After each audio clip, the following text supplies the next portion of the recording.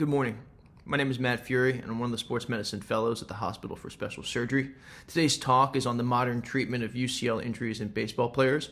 We'll review the lessons that we learned in 2022, as well as the new questions on the horizon for 2023. I'd like to personally thank Dr. David Alchek and Dr. Josh Dines, who both served as mentors and were instrumental in the construction of this talk. Here's the agenda for today's talk, and we plan to cover a lot of ground. We'll start by discussing the risk factors for UCL injury, focusing on what we've learned over the last year. Then we'll discuss the imaging options for the evaluation of UCL injury, as well as the prognosis of partial thickness tears. We'll discuss the role of nonoperative management with or without platelet-rich plasma, as well as the outcomes of UCL reconstruction and the relevant decision-making regarding graft options, tunnel configuration, and the handling of the ulnar nerve. We'll also take a modern look at the rates of revision after UCL reconstruction, and we'll review the outcomes of UCL repair or the newer augmented reconstruction techniques. Finally, we'll take a look at the complications of rehabilitation and the challenges faced there, and the importance of measuring performance after surgery. Many factors have been associated with UCL injury, and they can largely be broken up into these categories, some of which I'll touch on the new things that we learned through 2022. There was a recent meta-analysis in JSCS 2019 which found that there was strong to moderate evidence to support that differences in shoulder motion and humeral torsion, as well as higher mean pitch velocities, are significant risk factors for UCL injury. Now, for the sake of today's talk, I won't dive into shoulder motion and the interplay between GERD, total arc, and humeral retroversion, but I do think that velocity is worth mentioning. Velocity is certainly getting a lot of attention as a risk factor. But the reality is that the current dynamic of the game of baseball has made it essentially a non-modifiable risk factor. The game continues to select for velocity because velocity is effective and it improves your win probability. And our athletes, they want to compete and they want to be successful, so they're going to chase velocity to do so. There's also increasing interest in early sport specialization and the rise of showcase and select baseball circuits with regard to their association with subsequent arm injury. In this study, researchers looked at 845 pitchers who were drafted in the top 5 rounds from 2011 until 2020. Using public records, 27.1% of pitchers underwent UCL reconstruction while in professional baseball. Peak fastball velocity, while at showcase, was the strongest risk factor for surgery, and pitchers who had UCL surgery earlier in their careers were younger at the time of their first showcase, and they participated in twice as many events as those who had late UCL surgery.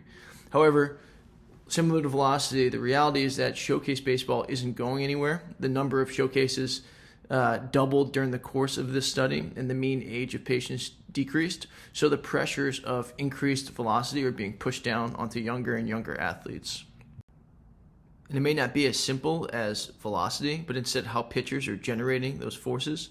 This is an interesting study from AJSM in 2020, where they took 500 pitchers from the Colorado Rockies organization and they performed counter-movement jump assessments in the preseason. And what they found was that athletes generate force differently, and how they generate force may have implications for their injury risk profile. Some athletes generate a high peak force, while others have a high rate of force development, and others generate a lower peak force but over a longer period of time. And what this study emphasizes is that there's an importance to the kinetic chain, efficient force development and dissipation, and it brings question into how force application, mainly rate, peak, and duration, may affect elbow health or how we think about risk to the ligament. A quick pivot to the topic of posterior medial impingement as a risk factor or an indicator for UCL injury. Dr. Andrews discussed the relationship between UCL strain and the medial olecranon resection in 2001, and the cadaveric studies of Camineri et al. Demonstrated that over-resection of the posterior medial olecranon can result in excessive strain and the potential of subsequent UCL injury. However, there have been minimal clinical studies investigating this relationship. Now, in this study from a few months ago, investigators from the Rothman group looked at overhead athletes who underwent isolated posterior medial osteophyte resection for posterior medial impingement with a minimum 1-year follow-up. All players included had no UCL injury on their preoperative MRI. It was 36 athletes, 28 of whom were pitchers. 77% of players returned to sport after surgery with a mean KJOC of 70. Notably, 18% of players, all of whom were pitchers, underwent subsequent UCL reconstruction. 3 of the 5 had UCL surgery within 13 months of their elbow scope. Now, it remains unclear from the study the amount of resection performed, or if it's possible the players might have had subtle UCL insufficiency before their scope, or if they had an appropriate resection but the osteophytes were in fact protecting an at-risk ligament. I think regardless, the highlight of this study is that we may need to look critically at these patients with posterior medial impingement. Shifting gears to imaging of the UCL. MRI has traditionally been utilized to investigate for the presence of UCL injuries in throwing athletes. However, a few recent studies have suggested that MR arthrogram may confer a higher diagnostic ability, largely when looking at partial thickness tears when compared to conventional MRI, but few studies have presented data on multiple modalities within the same cohort. This systematic review concluded that MR arthrogram may provide the best combination of sensitivity and specificity for evaluation of UCL injuries. Recently, the fever view has been described, and this study is pioneered by Dr. Pamela Lund, as a stress view MRI without the need for dye. And in their study, among 44 Major League pitchers who underwent elbow MRI with both the fever view and a traditional MRI sequence, the fever view yielded increased ulnotrochlear joint space width as well as increased confidence for 3 of 5 UCL-related findings. And so the fever view may achieve a valgus stress as indicated by the joint space widening, which is similar to what we see in ultrasound evaluation, and this may improve our diagnostic confidence, potentially improving MRI evaluation of the UCL in throwing athletes. This is how the fever view is performed, with the patient side lying. A sandbag is used to induce a valgus stress at the elbow, and the elbow is supported by a bolster. And based on the current data, fever view shows promise as a highly accurate diagnostic modality, and future studies are needed to confirm its efficacy. When looking at the treatment of UCL injuries in 2022 going into 2023, here's our simplified algorithm for UCL injury in throwing athletes. So if patients have a partial thickness tear, we often try nonoperative management with physical therapy and possibly PRP administration before initiating a throwing program. And if they're able to return to throwing, that's great. And otherwise, if they can't, then we discuss surgery. Now, in patients with a full thickness tear, we often go straight to discussing surgery. However, most of our debate has historically rested on this side of the algorithm. Are certain partial tears worse than others? Can we predict non-operative success? Should we use PRP? Now, in 2023, we have debate on the surgical side of the algorithm. This was a lane previously dominated by reconstruction. Now we have to consider the merits of UCL repair, graft types and configurations, and the need for brace augmentation. So when looking at partial thickness tears, how do we determine who's going to heal? In AJSM 2017, Frangie Moore et al. Reviewed 32 pitchers who initially underwent non-operative management. 66% successfully returned, while 34% failed and they required surgery. Now, 82% of the failures had distal tears, and this was even more dramatic in those with high-grade distal tears. 81% of the tears that were successfully treated were proximal tears. So therefore, there was a 12 times greater risk of non-operative failure in pitchers who had distal UCL tears. Now, what might explain this difference in outcomes? This recent study by Dr. Camp at Mayo performed ultrasound-guided release of the UCL without affecting the overlying musculature, and then they performed robotic-assisted biomechanical testing, and they demonstrated that distal releases actually produced less valgus gapping when compared to proximal releases, especially at lower elbow flexion angles. And this study reinforced an AJSM 2020 study that utilized stress ultrasound in a cadaveric model after creating various ligament tears. And in this study, the largest gap was actually created in mid-substance tears, and proximal tears, as well as tears with a distal T-sign, demonstrated increased gapping when compared to other partial thickness or distal tears. So this recent evidence seems to demonstrate that changes in laxity don't explain the different prognosis in distal tears. So if it's not objective instability, then is it the biology or the reparative potential of the ligament? Now, this was a cadaveric study that was performed at Vail, where India ink was injected into the brachial artery of 18 elbows, and the authors found there was a consistently dense vascular system in the proximal UCL, while the distal part of the ligament was relatively hypovascular. Now, this could possibly explain a different healing potential between the two poles. There were also additional contributions that were seen from the medial epicondyle and the flexor pronator mass that entered into the proximal part of the ligament. What about the role of other pathology? Now, in the study from JSES in 2022, researchers reviewed the MRIs of 99 players with UCL injuries and found that 45% had a combined injury of some severity to the flexor pronator mass. 89% of those involved the FDS, and all injuries involved the deep layer of the muscle. There was a significant association between distal tears and flexor pronator mass injury. Therefore, the flexor mass pathology may be a contributing factor to worse outcomes in these distal injuries. In fact, the FDS may give us some indication of who might succeed with non-operative management. Again, this study from 2021 in JSES demonstrated that stress ultrasound findings when the FDS is contracted, specifically the loss of the ring down artifact, could predict success of non-operative management in high school players with an odds ratio of 98. So back to the biology. If it's so important, are we able to fix it? Like other areas of orthopedics, PRP use has outpaced the evidence, which was mainly small case series until recently. This study is probably the biggest and likely best data on PRP use in professional baseball players, so we'll take a moment to review their findings. The study utilized the MLB HITS database and reviewed all players with UCL injury who initially underwent non-operative management. They were classified as either receiving PRP or no PRP before beginning therapy. And importantly, a 1-to-1 matched cohort was selected based on position, level, age, and handedness.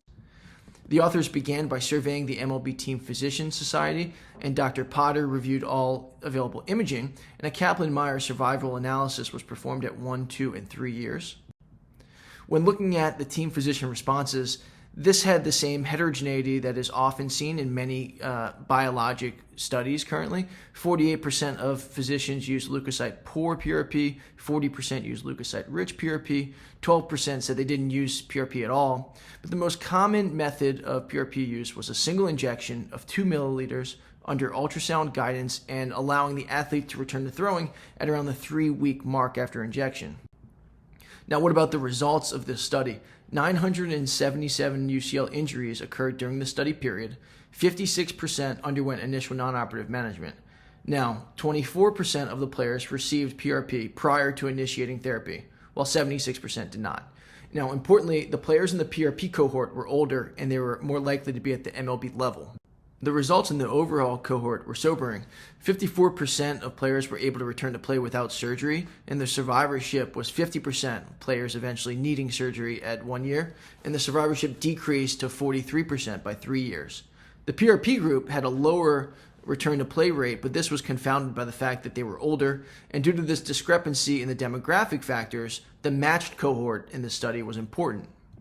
The players who underwent PRP injections took longer to return to throwing and to return to play, but this is likely due to the treatment itself, whether it was the mandated rest, the post-PRP flare, or just a delay to arranging or deciding the treatment. But there was no difference in the match comparison with regards to return to play when you looked at players who received or did not receive PRP. Now, increasing grade of injury trended to poorer survivorship, and humeral-sided injuries did better than distal lesions, while bipolar lesions, which indicated a diffusely diseased ligament, were the worst. Now, it was a trend, but it wasn't quite significant.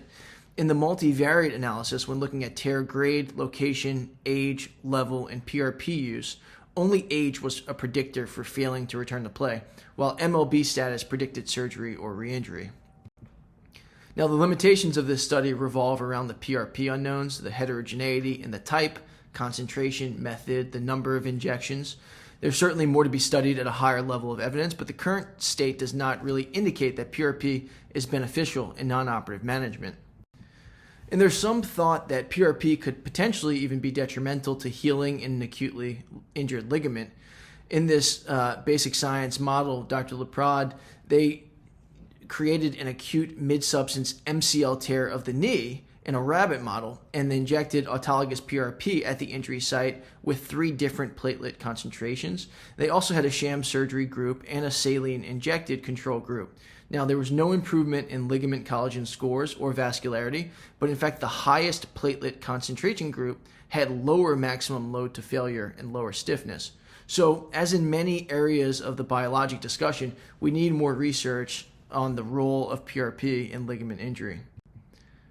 Shifting to UCL reconstruction, When we turn to look at the modern outcomes after surgical reconstruction, this updated systematic review from last year in HASM compared the two most common techniques, the modified Jobe and the docking technique. And when looking at non-overlapping studies and using a multivariate random effects model to remove the studies that had flexor pronator detachment or submuscular transposition, there was no difference in Conway-Jobe outcomes or time to return to sport between the docking technique or the modified Jobe techniques. And a second systematic review demonstrated that there was also no difference in complications or reoperation rate. And this seems to hold true at the professional level, as this study in AJSM 2019 demonstrated no differences in outcomes between the docking or modified Jobe techniques. And now there is a trend over the recent years for more surgeons to use a docking technique. How about graft options between the most common grafts, palmaris longus or hamstring autograft? At the professional level, there was no difference in return to sport, but there was a higher risk of subsequent lower extremity injury in those with hamstring grafts. And there was a trend towards more upper extremity injuries in players who had a palmaris graft. Now, if we're going to use a hamstring autograft, should we take it from the drive leg or from the landing leg? 70% of hamstring UCLs in the HITS database were taken from the landing leg, and there was no difference in return to sport, performance, or subsequent injury, regardless of which leg served as the donor site. However, interestingly, the study out of Curlin-Jobe, which looked at hamstring injuries in Major League Baseball pitchers, found that 68% of hamstring injuries that required placement on the injured list occurred in the landing leg. So this may be a factor to keep in mind as you're choosing your graft options as well as your donor site. Turning our attention to the ulnar nerve and the relevant decision-making with regards to its handling, this year, researchers at Curlin-Jobe reviewed 578 players who underwent UCL reconstruction, and they found that 19.4% had preoperative ulnar neuritis. If you look on the right at Table 2, ulnar neuritis was more common in players with an acute UCL injury, which you would think would portend to better outcomes. However, they found that players with ulnar neuritis actually had lower odds of returning to sport, and undergoing a transposition was not associated with the ability to return to sport, and it did not seem to affect the ability of players with ulnar neuritis to return to sport. However, in players who successfully returned, pre-op neuritis did not seem to affect their career length. Pre-op ulnar neuritis may be a poor prognostic sign, but handling the nerve isn't benign either. Dr. Ciccotti's series in OJSM last year demonstrated that 32% of players who had ulnar nerve transposition at the time of UCL reconstruction still had some sensory symptoms at their final follow-up. And in this 2019 HIT study, the results of isolated nerve transposition were pretty sobering. 62% return to play rate. They did perform an interesting subgroup analysis where they looked at players who had transposition after a prior UCL and compared it to a matched group of isolated UCLs, and they found no difference in return to play. Now, it should be noted that these players with the post-UCL transposition were long removed from their UCL, so it's not exactly a reoperation cohort, but this kind of steers the narrative toward leaving the ulnar nerve alone when reconstructing the UCL, and then considering addressing it later if it's needed with possible equivalent outcomes. However, there's certainly the possibility of time loss due to a second surgery to consider, so this is a complicated area of our decision making. However, a recent systematic review in 2019 showed the rates of reoperation were extremely low regardless of how the nerve was handled. And it makes us ask the question, are some of these ulnar nerve symptoms related to thoracic outlet syndrome? I know anecdotally Dr. Alchek feels he sees more TOS today than he did in the past. Now, whether that's due to increased awareness or our throwers are evolving, it's unknown, but the data on TOS is limited to small case series with the return to sport rates are in the 74 to 81% range with a relatively unchanged performance upon return. Shifting our attention to UCL repair. This initial paper in JBJS in 1992 reported unsatisfactory outcomes after primary repair of the UCL, and it essentially began the reconstruction era. However, with the work of Dr. Savoie and Dr. Dugas over the past decade, we've come back to the future on UCL repair. And this is a picture of what the modern UCL repair with internal brace looks like. It's a primary repair of the ligament into a suture anchor with an overlying tape that spans the ligament into an anchor on the uninjured other side of the joint. And it's been biomechanically tested, at least at time zero, that it appears to be no different with regards to gapping or load to failure. And there's some concern with possibly over-constraining the joint space because it's a tape and it's inorganic, but that doesn't appear to occur at time zero with the described technique per this cadaveric study. And this is really the landmark paper by Dr. Dugas. They looked at 111 throwers with either proximal or distal tears, but no evidence of disease elsewhere in the ligament. And 92% of players returned to the same level at a mean of 6.7 months, so significantly shorter than our typical reconstruction timelines. And some of the argument against the suture tape is that it's an inorganic structure without biology, but I've heard Dr. Dugas and Dr. Meister both anecdotally state that, they find a pretty robust region of thickened tissue and scar in the region after doing a revision surgery on a patient that had a tape placed.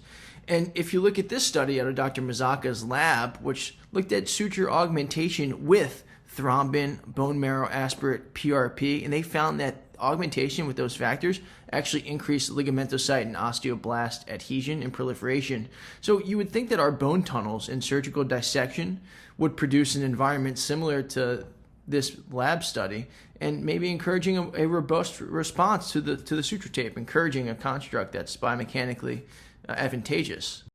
And a lot of this concern regarding repair and augmented reconstruction revolves around the concern of a possibly rising revision rate now that guys are throwing harder at the major league level and really at all levels. And this study looked at revision rate using publicly available data, and they found that more revisions occurred from 2003 to 2009 than occurred previously in the 1996 to 2002 date range. And in this study by Liu et al., they used publicly available data from 1999 to 2014, and they found a higher revision rate, 13%, than in previous studies, and there was a higher percentage of revision surgeries occurring in the later years of their study period. However, Dr. Camp reviewed the HITS data and online data for UCLs that were performed from 1974 until 2016, and they found there was an increasing number of UCL surgeries, including revisions. However, the percentage of cases that were revisions was stable. The rate of revision surgery was about 6.7% during the study. Now, the survivorship of revision-free primary UCL reconstruction was 3.9 years versus 2.9 years for the revision UCL reconstructions.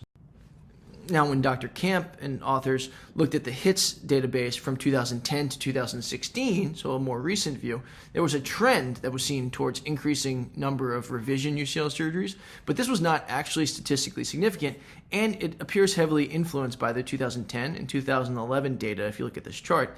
And these were the first years of the HITS database, so it's unclear if the data was as complete and comprehensive as it is in our modern database.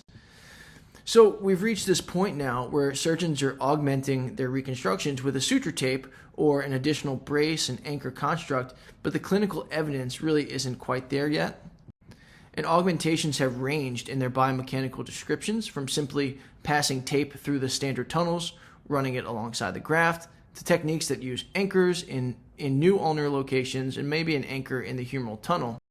Now this slide, which is borrowed from Dr. Meister, where he shows his technique using an anchor close to the joint line with the converging ulnar tunnels moved distally down the sublime tubercle. And the tape and graft are then placed or passed through the medial epicondyle and tied over a bone bridge with no anchor on the humeral side.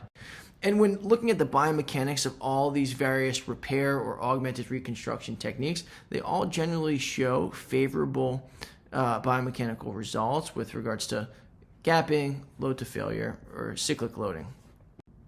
Rehabilitation is really our next big frontier in UCL surgery. In this study by Dr. Camp, 20% of players experience a significant setback, 20%, and only 61% would be willing to undergo a revision surgery. And a large percentage of players felt they needed to change their mechanics in order for them to return. So it's pretty clear that much work still needs to be done with regards to effectively rehabbing our throwers after UCL surgery. And our rehabilitation, when you take a look, this systematic review shows, it's largely time-based, and some of our timelines are quite wide-ranging. And this study in AJSM from last year showed that the outcomes were not really impacted by the time to reaching certain throwing milestones after surgery. So it remains unclear how early or how late we should begin throwing postoperatively. And then once our throwers start throwing, we need to be aware of what they're doing. Our historical protocols have involved throwing at a set percentage of perceived effort, but we now know that this really isn't being executed. Throwers perceive they're throwing 50% effort, but when you measure their elbow forces or you put a radar gun on them, the outputs are substantially higher than what's perceived by the patient. So we've turned to wearable sensors and technology, which is being used more frequently in our throwers. Now, these wearables may not be valid when compared to marker-based motion capture or for comparing data between subjects. However, it's shown improved reliability with intra-thrower measurements, so it may be useful in monitoring a patient during their rehabilitation. And we've made modifications to our programs to have throwers, crow hop to use the lower body, take stress off the medial elbow. But this study by Dr. Machny et al. Showed that adding a crow hop doesn't seem to diminish our medial elbow torque, and maybe it increases it at distances of less than 60 feet. When looking at risk and performance and how we can assess these in the modern day, there's really been a proliferation of data in the game of baseball, mainly at the professional level, from advanced analytics to optical motion trackers and pitch tracking data, and this allows us to granularly measure what we're seeing on the field and how this may relate to performance or injury risk. We did this study where we used publicly available data as well as pitch tracking and motion data in all major league ballparks, and we compared pitchers who were returning after UCL reconstruction to an uninjured control group, and we found that the guys who were able to return to the major league level were able to return to their prior performance, but how they obtained their performance was different. They had changes in some of their pitch metrics, their pitch spin rates, vertical, horizontal motion that was different from their preoperative status and different from the control group as well. And these types of granular assessments may someday allow us to better understand UCL risk. And using the motion capture data that's available from all the ballparks, this has allowed us to identify concerning mechanics, or importantly, the evolution of mechanics. So here in this study, they found that for every 2.5 centimeters of lateral release point, this causes a 3.7% increase in odds of requiring UCL surgery. So to summarize everything we've covered here, our understanding of UCL injury risk continues to evolve as our knowledge and our technology evolves through the years. The fever view is a promising modality for investigating UCL injuries and requires further study. Distal tears are less likely to succeed with non-operative management, but in fact, our non-operative outcomes may be lower than we've previously discussed and that we've anticipated. Now, the evidence about PRP use isn't really there at this point, but more work is certainly needed to determine the role of PRP and non-operative management in our throwing athletes. UCL reconstruction is effective, and it doesn't seem to matter your tunnel technique, your graft choice. Good surgery is good surgery here. The ulnar nerve may indicate prognosis, and we should probably handle it less than we've done historically. UCL repair is showing promising results, and there's some biomechanical support for augmented reconstruction with sutures and tape, but the clinical results aren't there yet and will deserve further study in the future. Rehabilitation is really our next big frontier, and we're going to have to collaborate with our rehab colleagues here to improve our ability to get our throwers back to sport, and not just sport. We need to emphasize getting them back to their prior performance, and that's where analytics and motion capture data are going to be able to provide a better understanding of risk and performance and guide us going in the future. So I'd like to thank you for your time and for joining us today. Here's my contact information, mfury16@gmail.com. And please don't hesitate to reach out. This is obviously a topic that I'm very passionate about, and I'd love to hear from you. I'd love to hear your feedback, any further discussion or opportunities to collaborate, just really to find ways so we can treat our throwing athletes better in the future.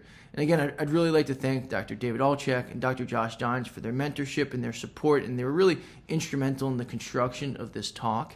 And I'd love to acknowledge my colleagues, Ayush and Kyle, for their help in putting some of these slides together. Thank you. Have a good day.